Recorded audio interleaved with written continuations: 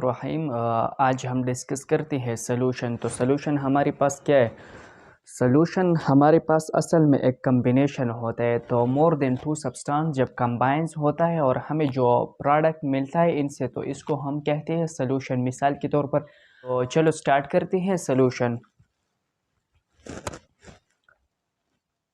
Solution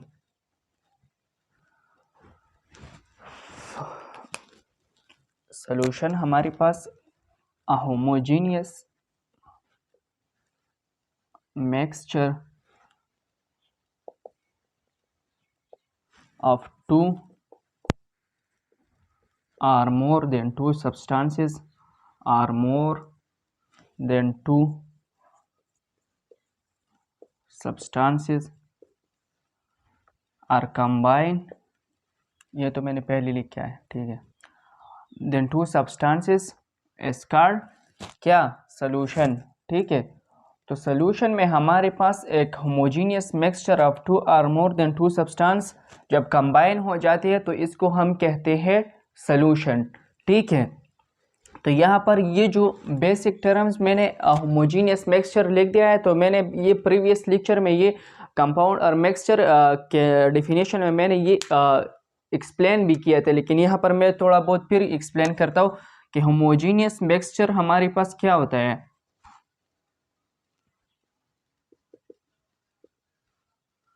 homogeneous mixture हमारे पास वो mixture होता है कि इसमें टू और more than two substance combine हो जाते हैं, लेकिन इसका एक ख़ास और यूनिफॉर्म पैटर्न होगा कम्बिनेशन का। तो क्या होता है?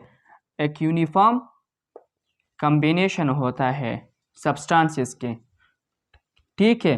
तो मतलब यहाँ पर हमारे पास एक होमोजीनियस मिक्सचर जो है टू और मोर देन टू सब्सटेंसेस, तो इसको हम कहते हैं सॉल्यूशन। कि यहाँ पर हमारे पास एक यूनिफॉर्म कम्बिनेशन होगा। जिस तरह की हम मिसाल लेते हैं, मिसाल के तौर पर NaCl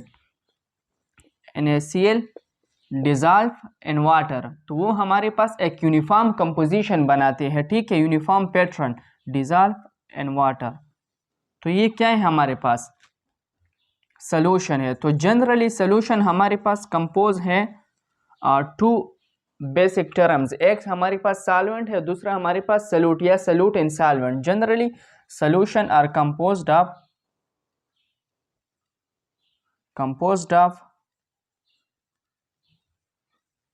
सॉल्यूट एंड सॉल्वेंट। अच्छा, सॉल्यूट क्या होता है और सॉल्वेंट क्या होता है, अब ये डिस्कस करते हैं, ठीक है।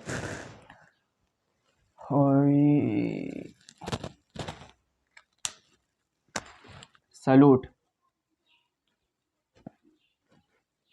वो सब्सटेंस जो स्मॉल अमाउंट में प्रेजेंस हो एक सॉल्यूशन में, तो इसको हम कहते हैं सॉल्यूट। मिसाल के तौर पर चीनी या साल्ट, तो ये चीज़ हमारे पास असल में सॉल्यूट है। जब ये एक सॉल्यूशन में मौजूद होती है, इसको हम कहते हैं सॉल्यूट। तो क्या लिखेंगे? दो substance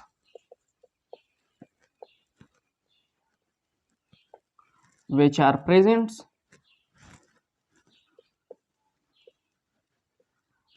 in small amount are called solute. मिसाल क्या है हमारे पास? चीनी है, चीनी को क्या कहते हैं? सक्रोज कहते हैं ना। और हमारे पास साल्ट है, तो साल्ट हमारे पास NaCl है ना, सोडियम क्लोराइड है, ठीक है। जब ये हम डिज़ोल्व करते हैं सॉल्यूशन में, तो ये हमारे पास तो स्मॉल अमाउंट में प्रेजेंस होता है ना। अगर ये हम लार्ज अमाउंट ले लें तो फिर तो सॉल्यूशन नहीं बनता, एक्स्ट्रा की सब्सटेंस बनती है, तो इसको हम सॉल्यूशन तो नहीं कह सकते, ठीक है। तो ये हमारे पास है सॉल्यूट। अच्छा, सॉल्वेंट क्या होता है? तो solvent two substance which are present in large amount, वो सब्सटेंस जो हल करने की एबिलिटी इसमें मौजूद हो या लार्ज अमाउंट में मौजूद हो, तो इसको हम कहते हैं सॉल्वेंट। मिसाल के तौर पर हमारे पास जो कार्बन टेट्राक्लोराइड है वो भी एक सॉल्वेंट है। जिस तरह के वाटर है, तो वाटर भी हमारे पास एक सॉल्वेंट है। सो दो सब्सटेंसेस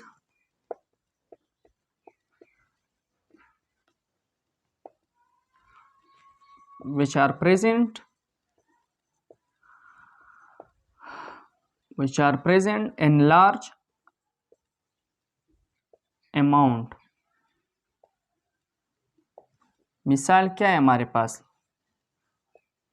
वाटर या कार्बन टेट्राक्लोराइड भी हम लिख सकते हैं, ठीक है। सोल्यूशन के हमारे पास दो बेसिक टाइप्स है, वो है एक एक्वस सोल्यूशन और दूसरा है नॉन एक्वस सोल्यूशन, ठीक है। तो वो डिस्कस करते हैं। एक्वस सोल्यूशन,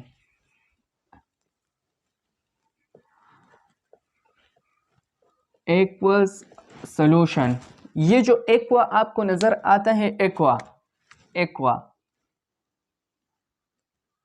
तो एक्वा हमारे पास एक मीनिंग रखते हैं जिसके माना है वाटर, ठीक है। तो यहाँ पर हम क्या लिखेंगे, एक्वस सोल्यूशन मतलब ये है कि हम वो सोल्यूशन जिसमें हम वाटर एज ए सॉल्वेंट ले सकते हैं या लेते हैं, ठीक है। तो इसको हम कहते हैं एक्वस सोल्यूशन। सो दो सोल्यूशन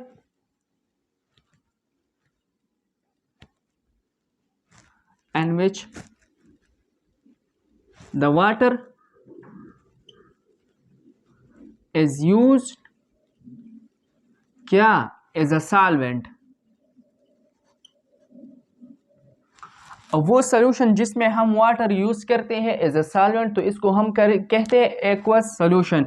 मिसाल के तौर पर जब हम NaCl डिजॉल्व करते हैं वाटर में, ठीक है, तो ये है हमारे पास एक्वस सोल्यूशन। दूसरा हमारे पास है नॉन एक्वस सोल्यूशन, तो वो सोल्यूशन जिसमें हम वाटर नहीं लेते एक सॉल्वेंट की हैसियत से, ठीक है। तो नॉन एक्वस सोल्यूशन क्या होगा हमारे पास,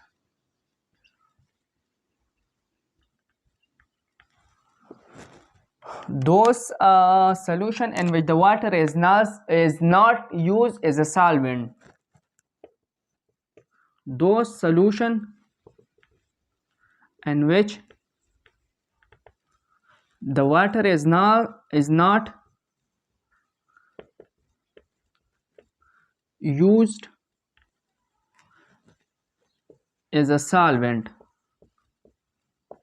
ठीक है। तो इसकी मिसाल हम क्या लेते हैं, जब हम कार्बन टेट्राक्लोराइड CCl4 डिजॉल्व करते हैं, आयोडीन डिजॉल्व करते हैं, हम आयोडीन जब डिजॉल्व करते हैं कार्बन टेट्राक्लोराइड में, तो ये हमारे पास है नॉन एक्वस सोल्यूशन, ठीक है। तो हम पहले सॉल्यूट लिखेंगे आयोडीन, जब हम डिजॉल्व करते हैं CCl4 में, तो ये हमारे पास क्या है, नॉन एक्वस सोल्यूशन है, ठीक है।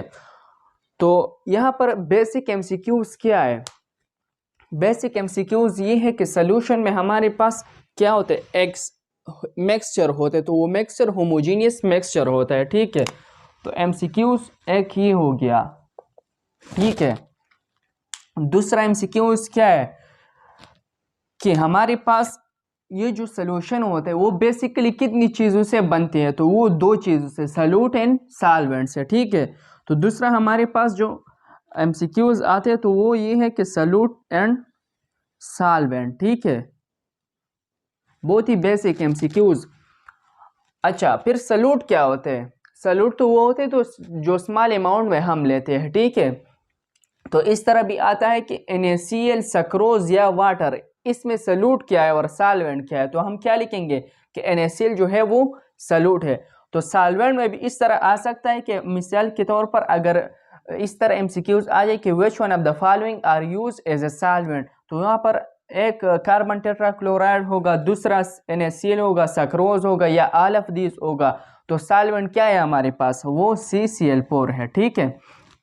अच्छा, एक्वस सोल्यूशन क्या होता है, वो सोल्यूशन जिसमें हम वाटर यूज करते हैं एज अ सॉल्वेंट, ठीक है। तो फिर MCQs में ये एग्जांपल आ सकता है कि NaCl जब हम वाटर में डिजॉल्व करते हैं तो ये नॉन एक्वस है या एक्वस सोल्यूशन, तो वो है हमारे पास एक्वस सोल्यूशन, ठीक है। ये MCQs भी याद रखना।